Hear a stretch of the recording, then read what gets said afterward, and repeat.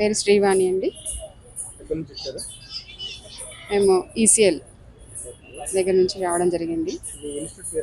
శివోహం హిందూ ధర్మ పరిరక్షణ నుంచి మా పిల్లలు 9 మంది ఈ జయహో తెలంగాణ కార్యక్రమంలో భారత్ ఆర్ట్ అకాడమీ వాళ్ళు నిర్వహించే సంస్థకు మేము జయహో తెలంగాణ కార్యక్రమాన్ని విజయవంతం చేయడానికి ఇక్కడికి రావడం జరిగింది.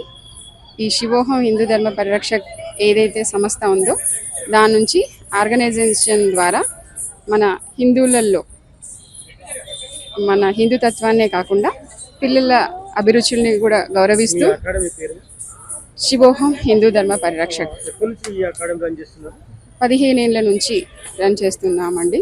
మా గురువు గారు భాగవతుల సేతురామ్ గారు, సో అండ్ అలక్య పుంజాల గారు, వీళ్ళ ప్రోత్సాహం మా వెనక ఉండి తట్టడంతో ముందుకు రావడం జరిగిందనమాట. సో మేము చేసే ఈ కార్యక్రమాన్ని విజయవంతంగా చేయమని కోరుకుంటున్నాం. కూచిపూడి నాట్య గురువులమండి. మేము 20 ఇయర్స్ నుంచి నేర్చుకున్నాము. కాలేజ్ పొట్టి శ్రీరాములు కాలేజీలో పీజీ చేయడం జరిగిందండి. సో మా గురువు గారే మాకందరికీ ఇన్స్పిరేషన్గా హిందూ కల్చర్ని కాపాడుకుంటూ ముందుకు సాగడమే మా ఒక ఉద్యమం లాగా మేము జరుగుతుంది. సో ఈ తెలంగాణ ఉద్యమంలో కూడా మేము పాల్గొనడం జరిగింది. సో అదే ఇన్స్పిరేషన్తో మన రేవంత్ రెడ్డి గారి ఆధ్వర్యంలో జరుగుతున్న జయహో తెలంగాణకి కార్యక్రమాన్ని భారత అకాడమీ వాళ్ళ తరపున మేము చేయడం జరుగుతుంది.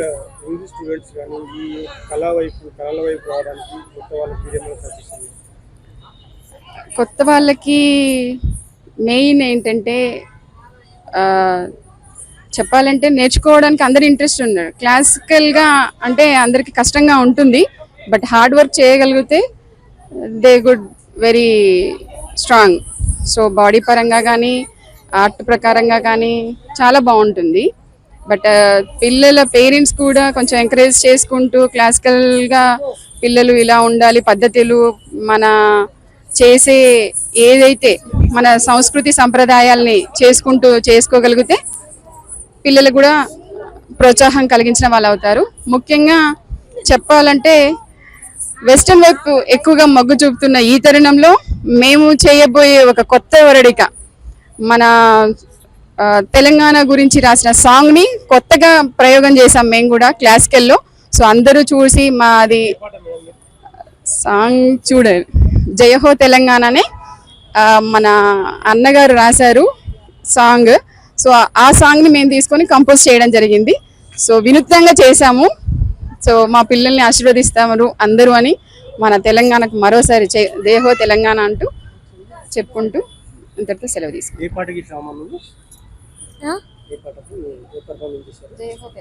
జయహో తెలంగాణ. Mokshashri, 3rd class. ఆరాధ్య. తెలంగాణ ఉద్యమం నుంచి. నివేదిత, 3rd వచ్చాను. Bhavyashri, 7th class. First time. నా పేరు Hiranya. 4 years. First time. Shashank Krishna, 1.5 years. ఇంతకు ముందు చేశాను. మా ఇంటి దగ్గర. Keerthi Sadhvika, 3rd class.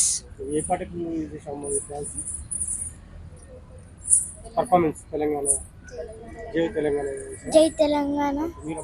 Durga Saranya, 7th class. 2 years. Performance first time లేదంటే 2 times.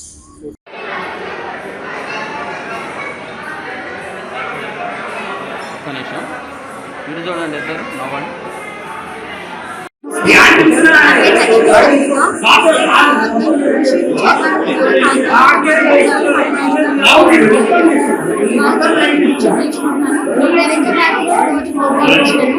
నేను చిన్నప్పటి నుంచి డాన్స్ చేస్తున్నాను. యాక్చువల్గా నేను చిన్నప్పటి నుంచి నాట్యం నేర్చుకున్నాను. హైదరాబాద్లో ప్రిపేర్ చేశాను. బీటెక్ చదువుకున్నాను. ప్రెసెంట్ అయితే నేను సాఫ్ట్వేర్ జాబ్ చేస్తున్నాను. ఐటీ ఫీల్డ్ 9 years ఎక్స్పీరియన్స్ నాకు. కానీ నాకు చిన్నప్పటి నుంచి నాట్యం చేయడం చాలా ఇష్టం, ప్యాషన్, ఇంట్రెస్ట్. సో నేను చిన్నప్పటి నుంచి చాలా స్టేజ్ షోస్ చేశాను. చాలా షోస్ చేశాను.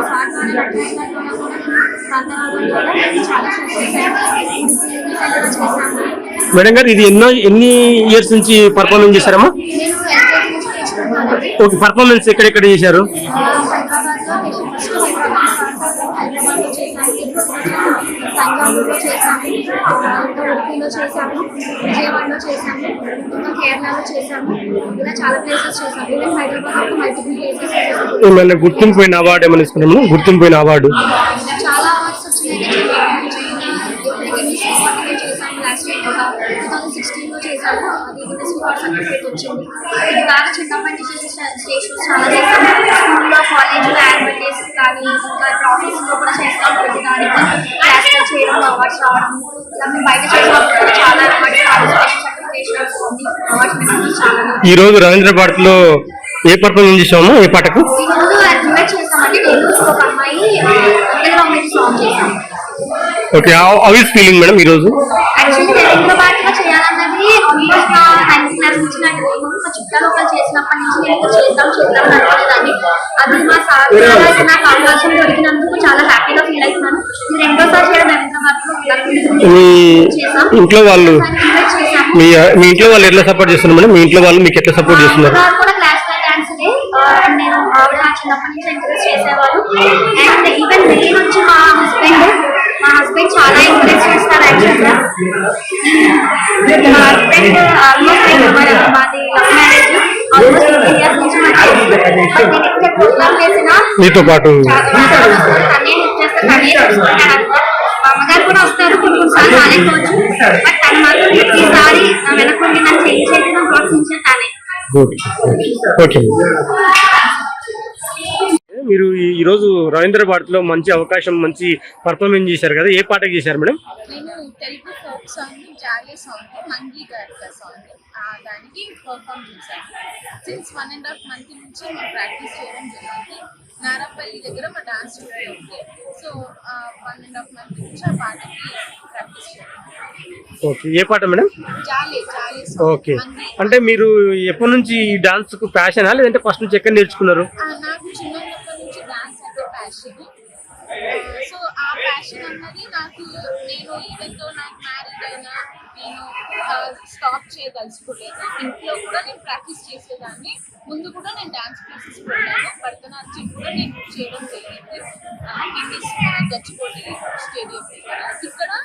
ఇప్పుడు ఫోక్ సాంగ్ పార్టిసిపేట్ చేశాను, పర్ఫామ్ చేశాను. సో నాకు ఇంట్రెస్ట్ కాబట్టి అదొక ప్యాషన్గా తీసుకొని నేను ఇప్పుడు కూడా నేను స్టాప్ చేయాలని అనుకోవట్లేదు. అందుకే నేను ఇక్కడ అనుకోవట్లేదు కాబట్టి నేను ఇప్పుడు ఇక్కడ పర్ఫామ్ చేయాలి. తెలంగాణలో biggest cultural place madam Ravindra Bharati.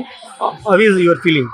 Yes sir, నాకు ఇక్కడ ఉన్న అంబియన్స్ కానీ, ఇక్కడ ఉన్న మంచి కల్చర్, ఇక్కడ ఉన్న మేనేజ్మెంట్ రిసీవ్ చేసుకున్న పద్ధతి అయినా ఏదైనా మంచి అనిపించింది. లోపల కూడా వచ్చిన గెస్ట్ అయినా, పేరెంట్స్కి అయినా మంచిగా వాళ్ళు సీటింగ్ అయినా సరే వాళ్ళకి ఎటువంటి వెదర్, ఎటువంటి వాళ్ళకి ఇది సఫోకేట్ కాకుండా లైటింగ్స్ అయినా, ఫ్యాన్స్ అయినా, ఏసీస్ అయినా మంచి అరేంజ్ చేయడం జరిగింది.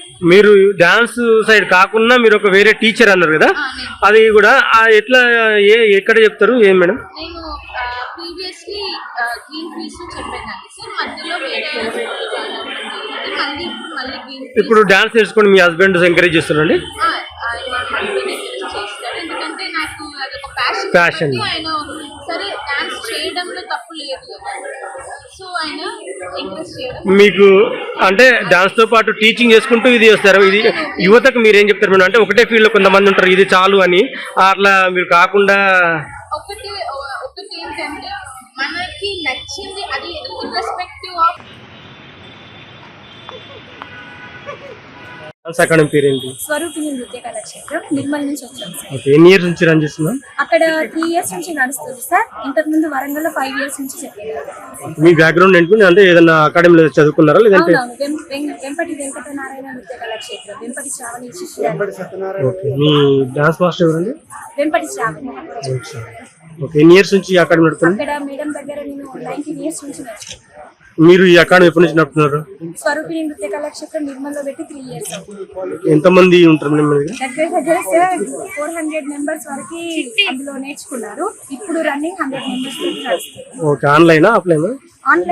ఆఫ్లైన్ సార్, ఆన్లైన్ లేదు. ఓకే, ఈ పర్ఫార్మెన్స్ ఎన్నో మేడం ఇట్లా మీ స్టూడెంట్ తో కలిసి చెప్పాను? నాది 150 పర్ఫార్మెన్స్ సార్. అంటే పిల్లల్ని ఇప్పించడం నాది చాలా ఉన్నాయి. ఓకే, ఏమైనా అవార్డ్స్ కానీ ఏమైనా? నాట్య మయూరి నంది అవార్డ్స్, 8 నంది అవార్డ్స్ ఉన్నాయి, నేషనల్ వైజ్ ఉన్నాయి. మీకు ఇన్స్పిరేషన్ ఎవరండి? మా మేడమే సార్. మా మదర్ నన్ను బాగా సపోర్ట్ చేసేవారు. యాక్చువల్గా మా డాడీకి ఇష్టం ఉండేది కాదు. సో మా మదర్ మా డాడీకి తెలియకుండా ట్యూషన్ తీసుకెళ్తున్నా అని చెప్పి డాన్స్ కి తీసుకెళ్లి ఎంకరేజ్ చేసేవారు. అలా 8 years వరకు నేర్చుకున్నాను. ఒకరికి కూడా తెలియకుండా, ఎవరికి తెలియకుండా నేర్చుకున్నాను.